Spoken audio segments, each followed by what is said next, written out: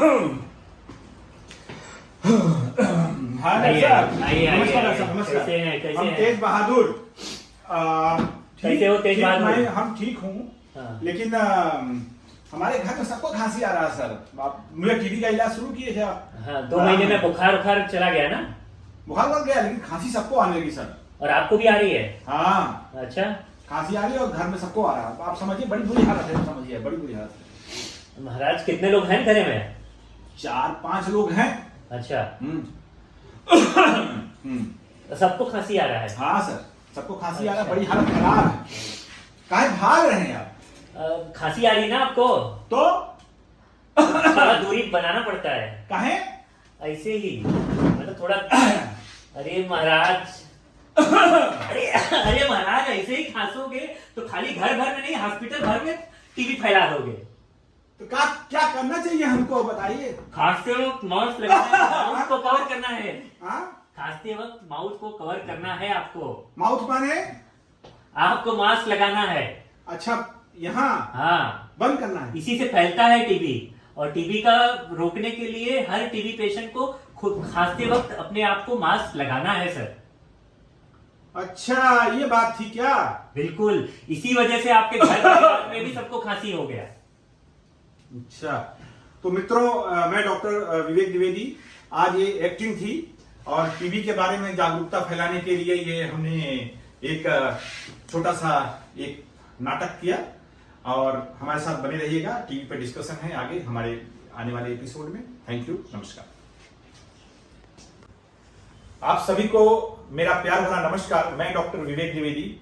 आज talk with विवेक इस show में आज हमारे साथ डॉक्टर कमलेश पांडे, जो कि कंसल्टेंट चेस्ट फिजिशियन हैं आज, और मुंबई और उसके सबब्स में प्रैक्टिस करते हैं। आज डॉक्टर कमलेश पांडे हमारे साथ रूबरू हैं और आज का टॉपिक है वो है टीबी, जिसको ट्यूबरकुलोसिस बोलते हैं, राजयोग भी बोलते हैं, यक्ष्मा भी बोलते हैं और अलग अलग नामों से उसको पुकारा जाता है। तो आज के टॉपिक पे डॉक्टर कमलेश पांडे सर, इनसे आज हम सवाल जवाब करेंगे और आप लोगों के फायदे के लिए, इसमें जानकारी के लिए, फायदे के लिए, आपके नॉलेज अपडेट करने के लिए हम सवाल जवाब। सर, आपका हम स्वागत करते हैं आज अपने टॉक शो में और आपसे हम निवेदन करते हैं कि हमारे दर्शकों का आप स्वागत करिए और आप अपना इंट्रोडक्शन दीजिए प्लीज। बिल्कुल सर, थैंक यू सर। पहली बात तो मैं बहुत खुश हूँ कि आपने मुझे आज ये मौका दिया और दर्शकों से भी इंटरेक्ट करने का एक मौका मिला टीबी के बारे में डिस्कस करने के लिए। मैं डॉक्टर कमलेश पांडे, मैंने मेरा डीएनबी स्पेशलाइजेशन हिंदुजा हॉस्पिटल से डॉक्टर उदवाड़िया, डॉक्टर महाशूर के साथ अपना 3 साल का रेसिडेंसी किया। फिर उसके बाद मैं 6 महीना पुणे में चेस्ट रिसर्च फाउंडेशन में काम किया। उसके बाद 1.5 साल फोर्टिस हॉस्पिटल में काम किया और पिछले 5 साल से मैं मीरा भाईंदर में लगातार टीबी पे काम कर रहा हूँ। महानगर पालिका में मैं एडवांस यानी ड्रग रेजिस्टेंट टीबी की सर्विसेज मैं पिछले 5 साल से लगातार दे रहा हूँ और मैं बहुत खुश हूँ कि आज इस इम्पोर्टेंट टॉपिक पे मुझे दर्शकों के साथ इंटरेक्ट करने का मौका मिला। Thank you sir. मित्रों, अभी सर ने एक नाम लिया, डॉक्टर महाशूर, जिनको मुंबई क्या हमारे ख्याल से पूरे देश में वो जो टीबी के सर्वोच्च जो चेस्ट फिजिशियन में जो सर्वोच्च लोगों में से एक थे। बहुत नाम था उनका। अभी दुर्भाग्य से अभी कुछ दिनों पहले ही उनका देहांत हुआ है और सर उनके शिष्य हैं, ये अच्छी बात है। तो डेफिनेटली सर के पास नॉलेज का भंडार होगा। सर से उन्होंने ट्रेनिंग लिया और डॉक्टर महाशूर से बराबर। Yes sir. और सर के लिए मैं 2 बात बोल दूं कि सर के अंदर जो पेशेंस और जो टीचिंग स्किल्स था, डॉक्टर महाशूर अमेजिंग सर। मैं आज जो कुछ भी हूँ सब उनकी बदौलत हूँ। बहुत अच्छा सिखाते थे सर। उनके जैसा टीचर आज की जनरेशन में मिलना बहुत मुश्किल है। तो आई एम वंस अगेन बहुत थैंकफुल हूँ मैं डॉक्टर महाशूर के।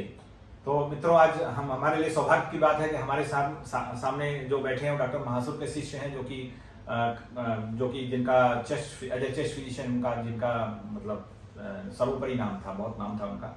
तो सर, सवाल जवाब की शुरुआत करें? Yes sir. तो चूंकि टॉपिक आज ट्यूबरकुलोसिस है सर, इसको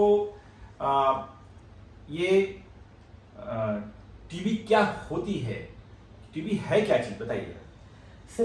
टीबी एक बैक्टीरियल बीमारी है जो ट्यूबरकुलोसिस, माइकोबैक्टीरियम ट्यूबरकुलोसिस इस बैक्टीरिया का नाम है या। और ये एक बैक्टीरियल बीमारी है जो यूजुअली जिन लोगों की प्रतिकार शक्ति कम होती है उनको अफेक्ट करती है बहुत आसानी से। ये दो प्रकार की होती है, या तो ये लंग्स को अफेक्ट करेगी या तो लंग्स के बाहर के ऑर्गन्स को अफेक्ट करेगी। और ये दो प्रकार की बीमारी होती है। इसमें और दो प्रकार है कि पहले ये सिर्फ सिंपल जंतु होता था कि जो 6 महीने की दवाइयों से ठीक हो जाता था, लेकिन अब इसमें भी एक किस्म का ये आ गया है कि ये जो जंतु है इसमें रेजिस्टेंट आ जाता है, और जब ये रेजिस्टेंस हो जाता है तो सिर्फ 6 महीने की दवाई काम नहीं करेगी, फिर इसमें लंबे समय के लिए दवाई लेनी पड़ती है, जिसको हम ड्रग रेजिस्टेंट ट्यूबरक्लोसिस कहते हैं। तो इसमें हमें लंबा इलाज करना पड़ता है। जी, अब साहब आपने रेजिस्टेंस की बात किया, तो ये रेजिस्टेंस आता क्यों है? सर, रेजिस्टेंस आने के कई कारण हैं।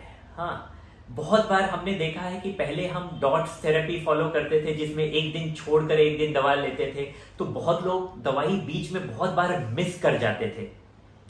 तो जब दवा इनएडिक्वेट हो जाए या दवा इनएडिक्वेट डोज में दी जाए, या फिर पेशेंट अच्छी तरह से दवा के साथ कंप्लायंट नहीं है, रेगुलर दवा नहीं लेता है, तो ये बैक्टीरिया में इनबॉर्न टेंडेंसी होती है to fight and develop resistance to the drugs. वो जो दवाइयां उस पर काम करती है, ओवर अ पीरियड वो दवाई काम नहीं करने लगेगी। इस तरह का उनके अंदर म्यूटेशन आ जाता है, और जब ये म्यूटेशन आ जाता है तब वो दवाइयां जिनके प्रति ये म्यूटेशन आ गया है वो काम नहीं करती है, और फिर वो दवाई का कोई असर नहीं होता इस बैक्टीरिया पे। हम कितनी भी लंबी दवाई चला दे, ये बैक्टीरिया नहीं मरने वाले।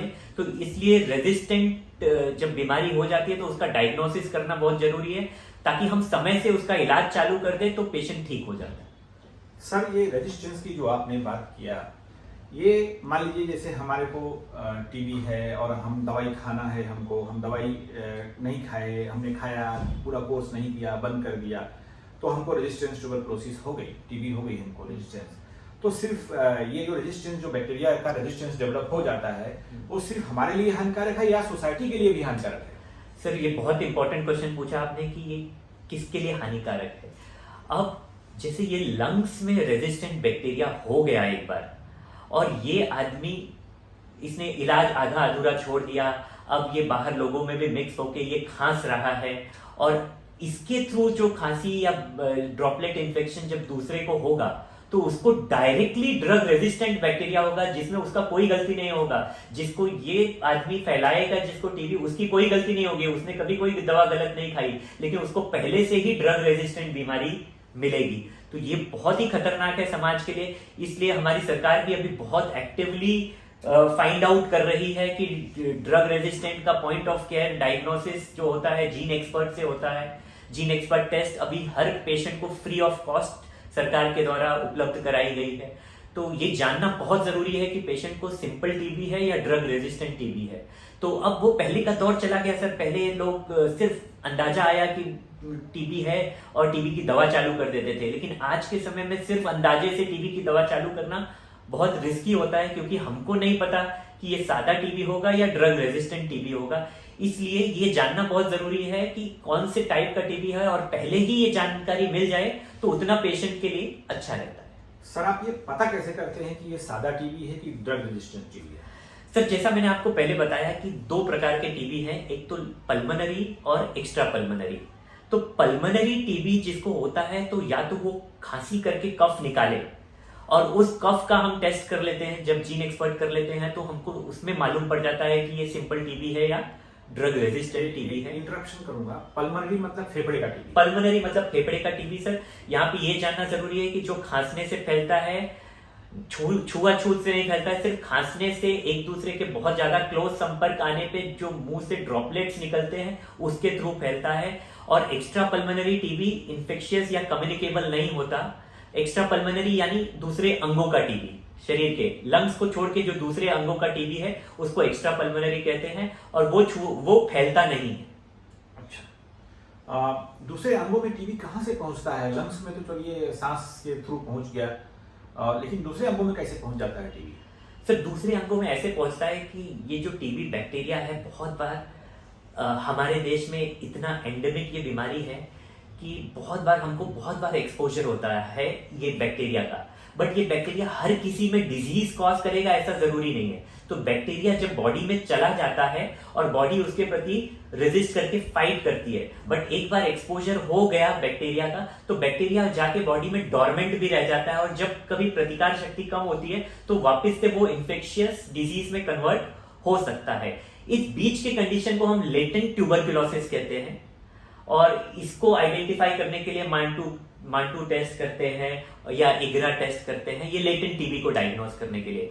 लेकिन इसी तरह से कि ऑर्गेनिज्म डोरमेंट है बॉडी में, लेकिन कभी कभी वो फैलने लगता है या बीमारी कॉज करने लगता है, और जब फैलता है वो ब्लड स्ट्रीम से फैल के लंग्स में मिलियरी टीबी बन सकता है, आंखों का टीबी बन सकता है, ब्रेन में टीबी मेनिंजाइटिस बन सकता है, पेट में अब्डोमिनल टीबी बन जाता है, बोन्स और मस्कुलोस्केलेटल टिश्यू को भी अफेक्ट करता है, उसका भी टीबी हो जाता है। तो ये मल्टीपल ऑर्गन्स को अफेक्ट कर सकता है, और उसमें से सबसे कॉमन है पल्मोनरी ट्यूबरकुलोसिस यानी फेफड़े का टीबी।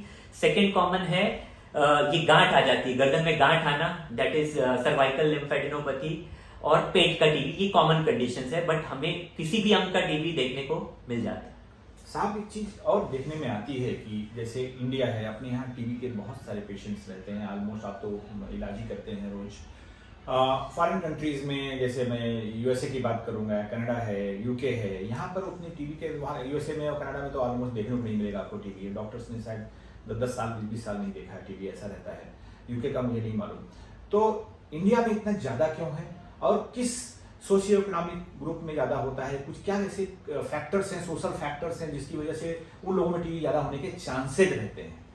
ये सर बहुत अच्छा क्वेश्चन जो अपने देश के लिए बहुत ये है कि जैसे हम बोलते हैं कि अपने देश में लो सोशियो इकोनॉमिक कंडीशन काफी कॉमन है, बट उससे भी ज्यादा कॉमन क्या है, वो है over crowding.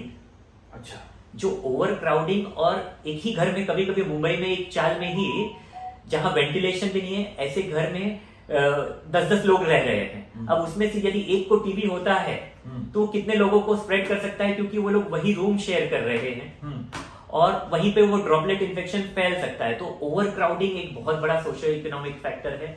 Over crowding, poverty, 10 लोग एक साथ रह रहे हैं, बहुत ज्यादा भीड़ है, और न्यूट्रिशन, पॉवर्टी होने की वजह से न्यूट्रिशन अफेक्टेड है। लेकिन जैसा आपने कहा सर कि पहले ये कॉमन था कि सिर्फ गरीब लोगों में हम ट्यूबरकुलोसिस देखते थे, लेकिन अब वो डिस्टिंक्शन निकल चुका है। उसके पीछे बहुत बड़ा रीजन है, इंडिया में जिस तरह से टीबी है उसी तरह से डायबिटीज भी बहुत बढ़ गया है। हाँ। और डायबिटीज एक बीमारी है कि जो गरीब और अमीर को नहीं देखता, वो किसी को भी हो सकता है। लाइफस्टाइल और नॉन कम्युनिकेबल डिजीज में सबसे इंपॉर्टेंट हो गया है डायबिटीज मेलाइटस। और डायबिटीज बढ़ने की वजह से अब ऐसा नहीं रह गया कि जो लोग बहुत न्यूट्रिशन है, अब तो हम देखते हैं कि बहुत सारे ओबीज पेशेंट, डायबिटिक पेशेंट, इन सबको टीबी बहुत ज्यादा कॉमन हो गया है आज की डेट में। जी। अच्छा सर, एक बड़ा सटीक क्वेश्चन ये है कि बहुत पर्टिनेंट जिसको बोलते हैं कि पहले किसी को टीबी हो जाता था जब दवाइयाँ नहीं थी टीबी की, तो उस जमाने में क्या करते थे, पहाड़ों पर खुले में जहाँ धूप रहती थी, सैनिटोरियम शायद बोलते थे उसको, वहाँ पे भेज दिया जाता था। बिल्कुल। जैसे जवाहरलाल नेहरू की मैंने जो जीवनी पढ़ी है उसमें सब कहीं पढ़ा है कि मतलब इंदिरा जी की माता जी का कुछ दिन तक वहाँ रखा हुआ था। हाँ। तो वो सब पढ़ा हुआ है। तो इसका पहले धूप में क्यों रखते थे, ये सब क्यों करते थे, सब कुछ रीजन है? सर कैसा है कि जैसा मैंने बताया कि सैनिटोरियम या ये सब खुला माहौल, खुला वेल वेंटिलेटेड सर्कमस्टांस होता था, न्यूट्रिशन होता था।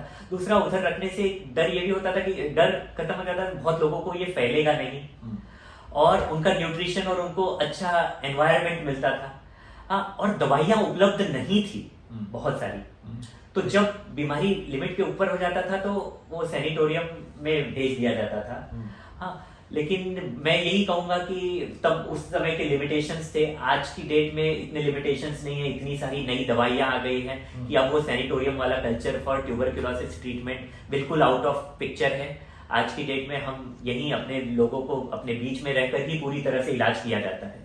धूप का क्या महत्व है? धूप में रहने से, अगर धूप का एक्सपोजर अपना अच्छा हो रहा है तो ऐसा कुछ है कि धूप में रहने से टीबी के कीटाणु खत्म होते हैं अगर बाहर पड़े हुए हैं कहीं हवा में?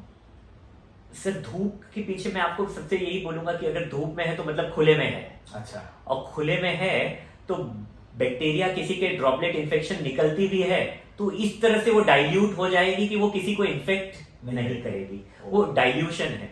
हाँ, और वही क्लोज्ड एटमॉस्फेयर में क्या होगा, वो बैक्टीरिया उसी में कॉन्सेंट्रेटेड रहेगा, तो वो डाइल्यूशन नहीं मिलेगा, इसलिए वो एनवायरनमेंट टीबी के लिए फैलने वाला एनवायरनमेंट रहता है। और ओपन एनवायरनमेंट में वो, और दूसरा सनलाइट नेचुरल डिसइंफेक्टेंट भी कहा जाता है, सनलाइट को, सूर्य किरण को नेचुरल डिसइंफेक्टेंट भी है कि जो सरफेस पे पड़ेगा वहां पे से डिसइंफेक्शन हो जाता है, तो सरफेस कंटामिनेशन कम हो जाता है। और तीसरी बात यह है कि विटामिन D3, जिसे बहुत बड़ा रोल है कि इम्यूनिटी में बड़ा रोल माना जाता है विटामिन D3 का, तो सनलाइट एक्सपोजर से D3 अच्छा होता है, D3 अच्छा है तो पेशेंट का न्यूट्रिशन और बाकी इम्यूनिटी अच्छी रहेगी। तो कहने का मतलब है कि सनलाइट बहुत इंपॉर्टेंट चीज है मनुष्य। बिल्कुल बिल्कुल सर, बिल्कुल जी। अच्छा, टीबी के लक्षण क्या क्या हैं? जैसे पल्मोनरी ट्यूबरकुलोसिस जो फेफड़े का टीबी है उसके बारे में बताइए, बाकी तो अलग अलग अंग के अलग अलग हैं। लक्षण क्या क्या है? कैसे एक आदमी को खांसी आ रही, 2 लोगों को खांसी आ रही है, अब उसमें खांसी टीबी में आती है, अगर मान लीजिए 2 लोगों को आ रही है तो कैसे डाउट करे आदमी, खुद डाउट करे भाई डॉक्टर को दिखाना चाहिए, क्या करना चाहिए? तो सर हाँ, इसमें इम्पोर्टेंट ये है कि खांसी कितने दिन से आ रही है। अगर खांसी 2 हफ्ते के ऊपर आ रही है तो वहां पे एक बेसिक चेस्ट एक्सरे करना जरूरी हो जाता है टू मेक श्योर। बट खांसी के अलावा जो लक्षण है, बुखार आना, वजन कम होना, ओके, तो बुखार आना, खांसी के साथ वजन कम होना, और बैकग्राउंड में कोई भी कंडीशन जो इम्यूनिटी कॉम्प्रोमाइज करे, हाँ। जैसे अस्थमा हो गया, COPD हो गया, कनेक्टिव टिश्यू डिजीज हो गया, या कोई दवाई चल रही है, या डायबिटीज हो गया, जिसमें इन सब बीमारियों की पेशेंट को दवा चल रही है, हाँ। और ऐसे पेशेंट को ये सब लक्षण आना, तो ये बहुत ही अलार्मिंग सिग्नल है कि टीबी को देखना और टीबी को रूल आउट करना ऐसे पेशेंट्स में बहुत जरूरी है। ओके, ये हो गया पल्मोनरी का। एक्स्ट्रा पल्मोनरी में जैसे गर्दन में है तो गांठ आएगी, जॉइंट पेन्स या इस तरह का है, लेकिन सब दवाई करने के बावजूद वो ठीक नहीं हो रहा है, तो जैसे वो स्पेशलिटी वालों को जब वो कंसल्ट करेंगे तो वहां पे कोई भी चीज जब रिजॉल्व नहीं हो रही है और उसमें फीवर आना, वजन कम होना, ये सब जब सजेशन है तो वहां पे इवेल्युएट करना विद रिस्पेक्टेड ऑर्गन्स के लिए CT स्कैन करना या MRI करना, और उस तरह से हम आइडेंटिफाई किया जा सकता है। जी। अब साहब ये बताइए कि किसी को आप डाउट आ गया आपको कि इसको ट्यूबरकुलोसिस है, तो आप उसकी डायग्नोसिस कैसे बनाते हैं? डायग्नोसिस मतलब कैसे पता करते हैं? कंफर्म कैसे करेंगे? कंफर्म कैसे करते हैं? Yes sir. तो अब जैसे मेरे पास जो सबसे कॉमन आता है वो है खांसी लेकर पेशेंट, तो खांसी आ रही है तो मैं पहली कोशिश करता हूं कि वो जो कफ निकलता है उसको बलगम का टेस्ट, क्योंकि मैंने जैसा बताया पहले कि ड्रग रेजिस्टेंट है या सिंपल टीबी है, मुझे किस चीज का इलाज करना है ये मुझे जानना है। तो मुझे पॉइंट ऑफ केयर जो टेस्ट है वो है जीन एक्सपर्ट, जो मुझे तुरंत बता देता है कि ये सिंपल टीबी है या ड्रग रेजिस्टेंट टीबी है। तो मुझे उसके लिए सैंपल चाहिए। जब पेशेंट को लंग्स का टीबी है तो मेरा पहला सैंपल है कफ, सुबह में निकला हुआ अंदर से कफ। बहुत बार पेशेंट सलाइवा दे देते हैं, वो सलाइवा काम नहीं करेगा। जो अंदर से जो कफ निकलता है, जो बलगम निकलता है, उसकी टेस्ट करानी है हमको, जीन एक्सपर्ट टेस्ट कराना है, और ये उसमें अपने को क्लियर कट मालूम पड़ जाएगा ये टीबी है या नहीं है। टीबी है तो कौन से किस्म का टीबी है। और इसी तरह से ये जीन एक्सपर्ट टेस्ट अब बाकी extra pulmonary form of TB में भी किया जाता है। टिश्यू बायोप्सी जिसको बोलते हैं, टिश्यू का सैंपलिंग करते हैं। तो कोई भी प्रकार का टीबी हो, हमको ये टीबी जीन एक्सपर्ट और टीबी कल्चर, ये 2 टेस्ट हमको वो सैंपल का करना रहता है to get to the diagnosis. सिर्फ एक कंडीशन जो बहुत कॉमन है, प्लूरल एफ्यूजन या असाइटिस, ये जो फ्लूइड हो जाता है, इस कंडीशन में जीन एक्सपर्ट पूरी तरह से पॉजिटिव नहीं आएगा, 30-40% लोगों में ही पॉजिटिव आएगा। तो इन कंडीशन में हम वो फ्लूइड का ADA लेवल चेक करते हैं, और ADA लेवल अगर सिग्निफिकेंटली एलिवेटेड है तो ये टीबी का ही डायग्नोसिस कंफर्म हो जाता है, और इसके बेसिस पे एटलीस्ट हम सिंपल टीबी की दवाइयां इन पेशेंट्स को चालू कर सकते हैं। तो आपका एक्सरे वगैरह भी करते होंगे इसमें? बिल्कुल सर। चेस्ट एक्सरे तो जैसा मैंने बताया कि खांसी नहीं जा रही है, चेस्ट एक्सरे हम करके लंग्स का इन्वॉल्वमेंट है कि नहीं ये देखते हैं। अब बहुत बार पेशेंट को दूसरे अंग का टीबी है, फिर भी वो अपने से पूछता है कि साहब मेरा टीबी दूसरे को तो नहीं फैल सकता, तो उसमें भी हम चेस्ट एक्सरे करके बताते हैं उनको कि देखो आपके एक्सरे नॉर्मल है, एक्सरे में कुछ नहीं है, तो आपका ये टीबी फैलने वाला टीबी नहीं।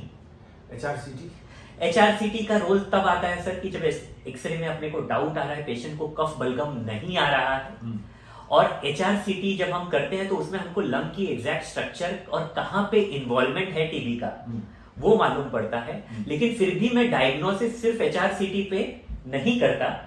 डायग्नोसिस करने के लिए मुझे टिश्यू चाहिए। अगर पेशेंट को कफ या बलगम बाहर नहीं आ रहा है तो मैं उनको कहूंगा कि हम उनका ब्रोंकोस्कोपी करके अंदर से कफ बलगम निकाल लेंगे, ताकि बलगम का हम जीन एक्सपर्ट कर सके, ताकि हम डे 1 पे डिसाइड कर सके कि ये सिंपल टीबी है या ड्रग रेजिस्टेंट टीबी है। ब्रोंकोस्कोपी क्या होती है? सर ब्रोंकोस्कोपी जैसे एंडोस्कोपी, दूरबीन एंडोस्कोप मतलब एक दूरबीन होता है। तो जैसे वो पेट में जाता है उसको एंडोस्कोपी कहते हैं, ऐसे ये लंग्स में जाता है, ब्रोंकस में जाता है, और इसलिए ब्रोंकस को हम देखते हैं तो उसको ब्रोंकोस्कोपी कहते हैं। और ये ब्रोंकोस्कोपी टेस्ट है जो हम हॉस्पिटल में ही कर सकते हैं, और इसके लिए जो इंस्ट्रूमेंट लगता है ब्रोंकोस्कोप। और ये करने से हम, जैसे मैंने बताया कि सीटी स्कैन में जिस हिस्से में मुझे इन्फेक्शन दिख रहा है मैं उस ब्रोंकियल सेगमेंट में जाकर वहां से कफ निकाल सकता हूं, और अपन डायग्नोसिस एकदम एक्यूरेट कर सकते हैं कि ये कौन सी किस्म का टीबी। एनेस्थीसिया में करते हैं कि होश में रहता है पेशेंट?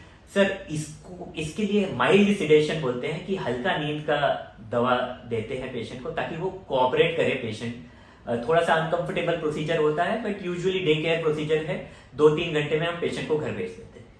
कोई दर्द वर्द नहीं होता है? पेन नहीं होता सर इसमें। तो सारे पेशेंट का करते हैं, कुछ पेशेंट? नहीं सर, सिलेक्टेड पेशेंट का, हर पेशेंट का नहीं करते। जिसको हमको कफ में ही डायग्नोसिस मिल गया, बलगम में ही डायग्नोसिस मिल गया, तो उसकी हम ब्रोंकोस्कोपी नहीं करते हैं। लेकिन यदि डायग्नोसिस कंफर्म नहीं है, या फिर सपोज किसी ने एम्पेरिकली बिना डायग्नोसिस के टीबी का ट्रीटमेंट चालू कर दिया और वो रिस्पॉन्ड नहीं कर रहा है, आज 2 महीने हो गए, उसका एक्सरे में सुधार नहीं है, तो ये जानना जरूरी होता है कि ये टीबी ही है कि कोई और बीमारी है।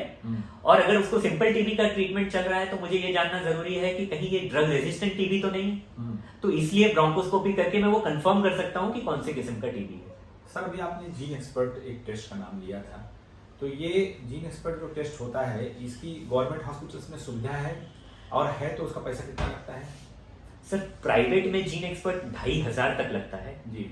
और आज की डेट में मीरा भाईंदर महानगर पालिका या इन जनरल जो गवर्नमेंट प्रोग्राम में ऑफर कर रही है कि हर पेशेंट को कोई भी सैंपल हो, एक्स्ट्रा पल्मोनरी, हर सैंपल की gene expert government free of cost patient को दे रही है। फ्री कर रही है? एकदम फ्री कर रही है, और सिर्फ वो सैंपल गवर्नमेंट तक पहुंचाना है। हाँ, और वो जीन एक्सपर्ट फ्री करके दे रही है। और इसके बाद ताकि गवर्नमेंट बहुत अग्रेसिवली सिंपल टीबी को ट्रीट कर रही है, साथ में एमडीआर टीबी को आइडेंटिफाई करके ट्रीटमेंट कर रही है, ताकि देश में से जल्दी टीबी को खत्म करने का जो संकल्प मोदी जी ने लिया है, जो प्रधानमंत्री जी ने संकल्प लिया है कि हम दुनिया से पहले टीबी को भारत देश से खत्म करेंगे, तो उसके लिए जो अग्रेसिव स्टेप्स लिए हैं, इसके ही इसमें गवर्नमेंट ये सब फ्री करके दे रही है। और मैं आज दर्शकों को ये भी बताना चाहूंगा कि मीरा भाईंदर महानगर पालिका में भी ना सिर्फ जीन एक्सपर्ट, पेशेंट को ब्रोंकोस्कोपी भी फ्री करा के दे रही है महानगर पालिका, जो मैं ही कर रहा हूं, मेरे सेंटर पे कर रहा हूं महानगर पालिका। तो महानगर पालिका मुझे पे करती है, पेशेंट को पे नहीं करना पड़ता ब्रोंकोस्कोपी के कॉस्ट के लिए। बहुत बढ़िया, बहुत बढ़िया। साहब एक चीज ये बताइए कि अब जैसे ये टेस्ट इतने सारे हो गए, इसके बाद इलाज की बात आती है, तो इलाज के बारे में आप कुछ गवर्नमेंट की तरफ से फैसिलिटीज है या क्या क्या फैसिलिटी अगर है तो क्या क्या है, जरा इसके बारे में विस्तार से बताइए जरा प्लीज। बिल्कुल सर, एक बार जब टीबी का डायग्नोसिस हो जाता है तो जैसे ही वो जीन एक्सपर्ट या डायग्नोसिस कंफर्म हो गया तो गवर्नमेंट एक कार्ड इशू करती है और पेशेंट को पूरा 6 महीने का ट्रीटमेंट फ्री ऑफ कॉस्ट, मैं सिंपल टीबी की बात कर रहा हूँ कि 6 महीने की ट्रीटमेंट गवर्नमेंट से फ्री ऑफ कॉस्ट मिल जाती है। साथ ही साथ पेशेंट को हर महीने 500 रुपीज उसके बैंक अकाउंट में गवर्नमेंट की तरफ से दी जाती है। पैसा भी दिया जाता है? पैसा भी दिया जाता है सर, बेसिकली उनको न्यूट्रिशन सपोर्ट के लिए ये पैसा दिया जाता है, क्योंकि टीबी पेशेंट के लिए न्यूट्रिशन उतना ही जरूरी है जितनी दवाइयां जरूरी है। क्योंकि देखो, दवाई डिजीज से फाइट करती है और न्यूट्रिशन पेशेंट के खुद की कैपेसिटी को बिल्टअप करता है, और जब दोनों एक साथ होता है तभी पेशेंट का अच्छे से इलाज होता है। जी, अब आपने न्यूट्रिशन का नाम दिया, तो सर न्यूट्रिशन में किसी पेशेंट को गवर्नमेंट पैसा देती है, वो ठीक है, बहुत अच्छी बात है और उसका स्वागत योग्य कदम है। सर ये टीबी के पेशेंट को क्या क्या खाना चाहिए कि उसका इम्यूनिटी अच्छी रहे, उसका हेल्दी रहे, उसकी बॉडी रिकवरी में हेल्प मिले? तो देखिए सर कि टीबी में मतलब उसका प्रोटीन इंटेक ज्यादा होना चाहिए, क्योंकि जितना अच्छा प्रोटीन से आपका तात्पर्य? सर ये जो टीबी है इसमें क्या होता है, वेट लॉस होता है, मतलब कौन कौन सी चीज? अच्छा प्रोटीन। सर ऐसे तो देखो प्रोटीन वेज जैसा। हाँ, तो अंडा बोलते हैं कि अंडा बहुत अच्छा प्रोटीन सोर्स है, अंडा रोज खाना चाहिए जो पेशेंट खाते हैं अंडा। नॉन वेज बिल्कुल, नॉन वेज सूप जो लोग लेते हैं, पाया सूप लेते हैं, वो प्रोटीन अच्छा होता है। बट बहुत सारे पेशेंट वेजिटेरियन होते हैं, प्योर वेजिटेरियन होते हैं, तो उनको हम बहुत बार बाहर से प्रोटीन सप्लीमेंट बोलते हैं, दाल खाने बोलते हैं, सोयाबीन खाने बोलते हैं, जिसमें प्रोटीन का कंटेंट अच्छा हो। हाँ, तो ये और दूसरी एक यही न्यूट्रिशन की बात पे सर मैं आपको दर्शकों को एक बात बहुत इंपॉर्टेंट बोलना चाहूंगा कि मेरे पास बहुत सारे ऐसे पेशेंट्स आते हैं, कॉलेज गोइंग बच्चे जो सुबह सुबह पढ़ाई में व्यस्त हैं इतने कि बिना नाश्ता किए घर से बाहर निकल जाते हैं, और 4-6 महीने बाद बहुत सारे यंग पेशेंट्स मेरे पास ये आते हैं, टीबी मतलब उनको फिर टीबी का डायग्नोसिस मिलता है, और मैं उनसे एक ही सवाल पूछता हूँ कि सुबह नाश्ता करके घर से बाहर निकलते हो कि नहीं, और उनका एक ही जवाब आता है कि सर बिना नाश्ता किए हम घर से बाहर जाते हैं। और मैं दर्शकों को यही बहुत इंपॉर्टेंट बात बताना चाहता हूँ कि बिना नाश्ता किए घर से बाहर कभी मत निकलो, नाश्ता करके ही घर से बाहर निकलो। बहुत बढ़िया सर। तो मित्रों, ये डॉक्टर आज हम बात कर रहे हैं ट्यूबरक्लोसिस, जिसको राजरोग भी पहले शायद बोलते थे और यक्ष्मा बोलते हैं। और आज हमारे साथ डॉक्टर कमलेश पांडे जो कि कंसल्टेंट चेस्ट फिजिशियन मुंबई के सबब्स में प्रैक्टिस करते हैं। और बात को आगे बढ़ाते हुए सर, मैं आपसे एक क्वेश्चन जो मुझे मेरे दिमाग में आता है कि ग्लूकोज लेवल कम होने पर ऐसा माना जाता है कि आदमी की इम्यूनिटी लो हो जाती है। जैसे आप नाश्ता नहीं करेंगे तो ऑब्वियसली आपका ग्लूकोज लेवल थोड़ा सा लोअर लेवल पर रहेगा। तो ऐसा सच है क्या कि टीबी के अटैक उस समय होने के चांसेस ज्यादा रहते हैं? जैसे मान लीजिए हम ओपीडी में आके बैठ गए, हमारा लोगों से मिलना जुलना है, या हम लोकल ट्रेन में सफर कर रहे हैं, लोगों से वहां पे इतनी भीड़ रहती है, एक दूसरे के पास में खड़े रहते हैं और बिना कुछ खाए पिए निकले, तो हमारी इम्यूनिटी उसमें कम हो जाती है क्या? बिल्कुल सर, बिल्कुल। मॉर्निंग ब्रेकफास्ट मैं तो मानता हूँ कि सबसे इंपॉर्टेंट होता है इम्यूनिटी के लिए, क्योंकि बॉडी तैयार होती है काम करने के लिए, मेहनत करने के लिए, और उसी समय हमको मैक्सिमम एक्सपोजर होता है, हम ट्रैवल करते हैं, हमारी एनर्जी की रिक्वायरमेंट भी ज्यादा रहती है क्योंकि हमारी एक्टिविटी ज्यादा रहती है। और उस समय यदि बॉडी में एनर्जी का लैक हो, हाँ, और नाश्ता नहीं किया हो, एनर्जी का लैक हो, तो वो डेफिनेटली इम्यूनिटी को कॉम्प्रोमाइज करता है सर। एक सर, आप इसके एक्सपर्ट हैं, मैं आपसे इसलिए पूछ रहा हूँ इस पे। एक बहुत सारे लोगों को मैंने देखा है कि वो ट्रीटमेंट आया, एक्सरे में देखा और उसको टीबी का ट्रीटमेंट स्टार्ट कर देते हैं without any testing and gene expert वगैरह जो आप बता रहे हैं, सब टेस्ट किए हैं, एम्पिरिकल ट्रीटमेंट जिसको बोलते हैं, डॉक्टर्स की बात कर रहा हूँ। Yes sir. तो दो चीज है, नंबर एक, क्या ये सही है, कानूनी रूप से सही है कि नहीं है, मेडिकल रूप से सही है कि नहीं है? दूसरी चीज, टीबी क्या नोटिफाइबल डिसीज है? नोटिफाइबल डिसीज का मतलब अगर आपने टीबी पेशेंट किसी को देखा, हमने डॉक्टर को टीबी पेशेंट देखा हुआ है, तो गवर्नमेंट को इन्फॉर्म करना चाहिए कि नहीं करना चाहिए? ऐसा इसके बारे में जरा कुछ जानकारी दीजिए, हमारे खास करके डॉक्टर्स के बारे में लिए इंपॉर्टेंट है ये। बिल्कुल सर, बिल्कुल। तो आज की डेट में हम कोई भी पेशेंट का टीबी ट्रीटमेंट नहीं चालू कर सकते। एम्पेरिकल ट्रीटमेंट और जो बात हुई तो नोटिफाइबल डिसीज है जिसके बारे में आप बोल रहे थे, बताइए। बिल्कुल सर। तो पहली बात तो आज की डेट में किसी को भी टीबी का ट्रीटमेंट चालू करें तो उसका निश्चय आईडी होना बहुत जरूरी है, क्योंकि जो भी गवर्नमेंट का सपोर्ट प्रोग्राम है वो उसके थ्रू ही रन होता है। और टीबी एक नोटिफाइबल डिसीज है, मतलब हर किसी को पेशेंट के बारे में इंफॉर्मेशन महानगर पालिका को पास करना एब्सोल्युटली कंपलसरी है, और जो ना करने से वो एक पनिशेबल ऑफेंस भी है। तो इसलिए एब्सोल्युटली नोटिफाइबल डिजीज है टीबी। और रहा सवाल एम्पेरिकल टीबी ट्रीटमेंट चालू करने का सर, तो कैसा होता है कि बहुत बार ऐसी सिचुएशन मेरे सामने भी आती है कि मुझे एम्पेरिकल का क्वेश्चन करना पड़े, बट वो कब आती है कि जब उस टिश्यू तक पहुंच नहीं सकते। अब सपोज आंख की टीबी है, तो आंख की टीबी में मैं बायोप्सी नहीं कर सकता, तो वहां पे मैं सपोर्टिव एविडेंस पे ट्रीटमेंट चालू कर सकता हूं। But lung TB, bone TB, और जहां पे हम टिश्यू निकाल सके वो टीबी का हमको एम्पेरिकल ट्रीटमेंट नहीं चालू करना चाहिए, क्योंकि हमको कोशिश करनी चाहिए ये जानने की कि वो सिंपल टीबी है या ड्रग रेजिस्टेंट टीबी है। बायोप्सी करके सैंपल का जीन एक्सपर्ट करने के बाद, क्योंकि अब ये सारी सर्विसेज गवर्नमेंट फ्री प्रोवाइड कर रही है, तो हमको पेशेंट को ऑफर करना चाहिए। क्योंकि भले 10 बार हमको ये प्रोसेस करना पड़े, हम 10 पेशेंट में 9 को सिंपल टीबी आए, लेकिन एक पेशेंट भी एमडीआर टीबी का हम टाइम से आइडेंटिफाई कर ले, तो उसकी लाइफ हम सही समय से ट्रीट कर दे, तो वो पेशेंट को आगे कॉम्प्लिकेशन नहीं होती है। तो इसलिए ये डायग्नोसिस करना एंड एम्पेरिकल टीबी ट्रीटमेंट चालू करना मैं उसको सही नहीं मानता। हमेशा कोशिश करनी चाहिए कि सैंपलिंग हो और टिश्यू डायग्नोसिस हो, वो सबसे बेस्ट है पेशेंट के लिए। जी सर आपने बोला कि गवर्नमेंट पैसे भी दे रही है और इलाज भी करा रही है, लोगों का कर रही है, फ्री में दवाइयाँ देती है, तो उसके लिए उनको गवर्नमेंट हॉस्पिटल में जाना पड़ता है पेशेंट को, या प्राइवेट में भी मिलता है ये सब दवाइयाँ? सर तो कैसा है कि फैसिलिटीज ऐसी भी आ गई है कि आप अपने प्राइवेट फिजिशियन को दिखाते रहो, फॉलो अप उनसे लो, लेकिन दवाइयाँ गवर्नमेंट से लो। तो गवर्नमेंट उसको प्रोग्राम में इस तरह से पब्लिक प्राइवेट पार्टनरशिप भी ला दिया है कि आप भले अपने फिजिशियन से फॉलो अप करो, अपने डॉक्टर से फॉलो अप रखो कि आपका इलाज सही हो रहा है कि नहीं, लेकिन दवाइयाँ आपको गवर्नमेंट से ऑफर हो जाएंगी। तो दोनों मॉडल है, आपको पूरा गवर्नमेंट में इलाज करना है तो वो भी अवेलेबल है, लेकिन आप अपने प्राइवेट डॉक्टर के साथ इलाज कर रहे हो, फॉलो अप कर रहे हो, उनके साथ कंफर्टेबल हो, तो दवाइयां आपको गवर्नमेंट से मिल जाएंगी और इलाज आपके प्राइवेट डॉक्टर आपको देख सकते हैं। कितना दिन तक चलता है टीबी का इलाज? सर जैसा मैंने बताया कि सिंपल टीबी है तो यूजुअल जो उसका स्टैंडर्ड कोर्स ऑफ ट्रीटमेंट है वो 6 महीने फॉर सिंपल अनकॉम्प्लिकेटेड ट्यूबरकुलोसिस। 6 महीने इज गुड इनफ। बट कभी कभी टीबी जैसे मस्कुलोस्केलेटल है, जैसे ब्रेन टीबी है, तो इसमें क्योंकि ये ऑर्गेनिज्म थोड़े डॉर्मेंट रह जाते हैं तो इसमें हम लंबा ट्रीटमेंट करते हैं, कभी कभी साल भर, कभी कभी साल के बाद भी एक्सटेंड कर सकते हैं डिपेंडिंग ऑन द रिस्पॉन्स कि रिस्पॉन्स कैसा है, और वो डॉक्टर असेस करेंगे पीरियोडिकली। तो 6 महीने तो मिनिमम है, बट साल भर 1.5 साल भी कभी कभी और डिपेंडिंग ऑन पेशेंट्स कंडीशन वो हम एक्सटेंड करते हैं। ये हो गया सिंपल टीबी का। बट ड्रग रेजिस्टेंट टीबी का मिनिमम इलाज जो शॉर्टर रेजिमेन है वो 9 महीने का है, और जो लॉन्गर रेजिमेन है वो 18 महीने का है। जी बोलिए।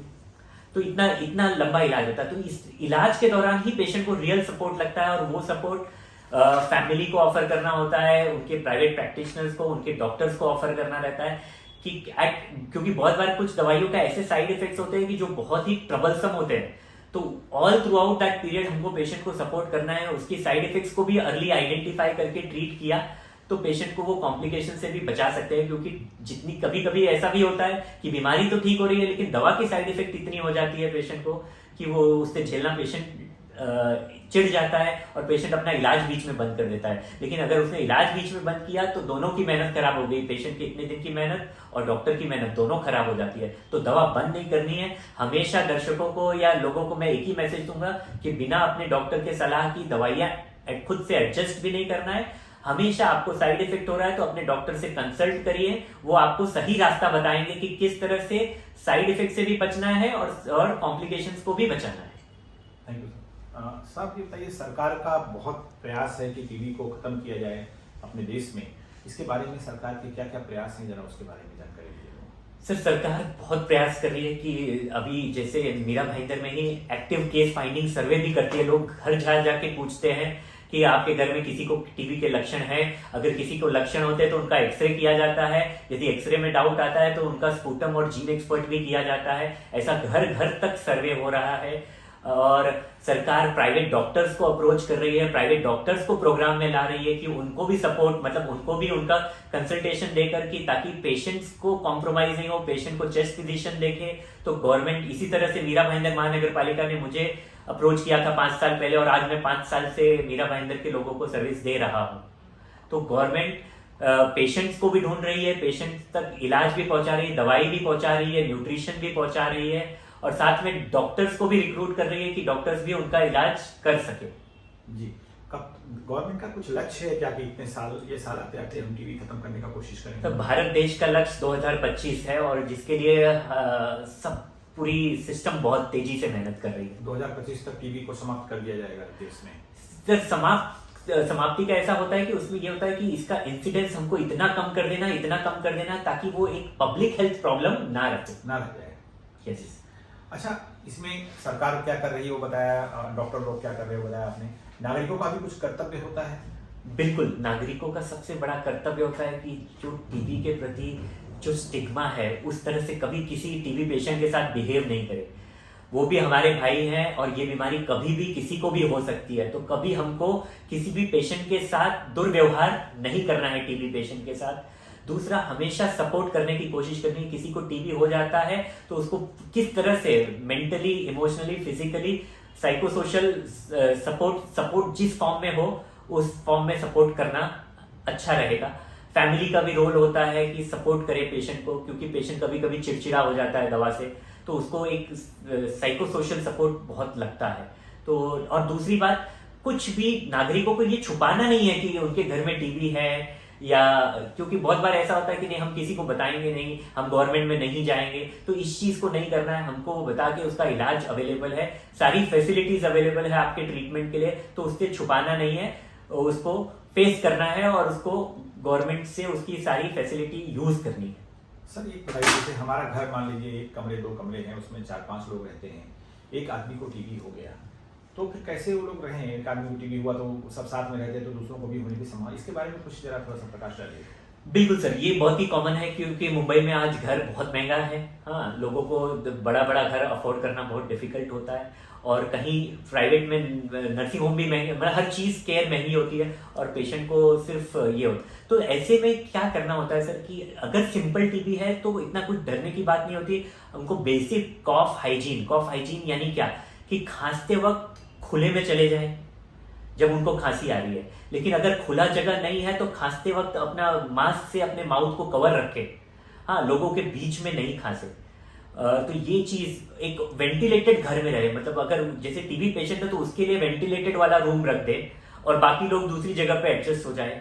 तो इस तरह से करने से हम इन्फेक्शन को बचा सकते हैं दूसरों तक फैलने को। और स्पेशली ध्यान रखें, जिन लोगों की प्रतिकार शक्ति कम है उनके संपर्क में नहीं आए। टीबी पेशेंट छोटे बच्चों और बड़े बुजुर्गों के संपर्क में ज्यादा नहीं आए क्योंकि इन लोगों की प्रतिकार शक्ति कम रहती है। जी, आपने बहुत अच्छी जानकारी दिया हमारे दर्शकों को ये टीबी के बारे में। सर अब लास्ट में आप टेक होम मैसेज ट्यूबरकुलोसिस के बारे में हमारे दर्शकों को प्लीज बताइए।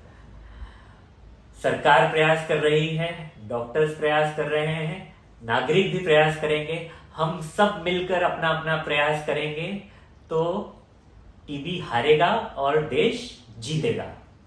तो मित्रों, आज ये हमारे साथ डॉक्टर कमलेश पांडे जो कि कंसल्टेंट चेस्ट फिजिशियन है, आज हमारे साथ ये यहाँ पर टीबी के बारे में अद्यतन न्यूज़ लेटेस्ट जानकारी दे रहे थे, और उसमें गवर्नमेंट की क्या नीतियाँ हैं और लोगों को क्या कर्तव्य हैं और पेशेंट्स को कैसे इलाज करते हैं, कैसे डायग्नोसिस करते हैं, सब कुछ आपने बताया।